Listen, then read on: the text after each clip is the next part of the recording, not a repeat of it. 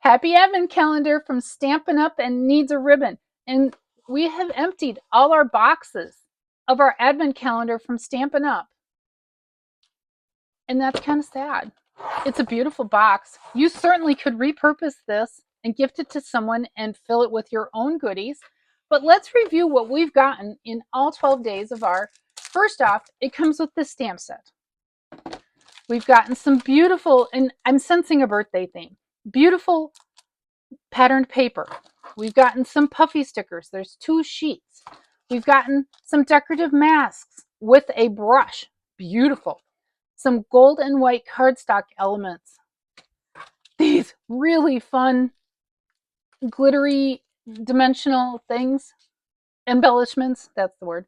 And some more embellishments with a like bubble bath and gold. Oh, it's beautiful. Some glitter glue. I'm really excited about that. Some embellished, pre-embellished 3x4 pieces and some laser cut elements.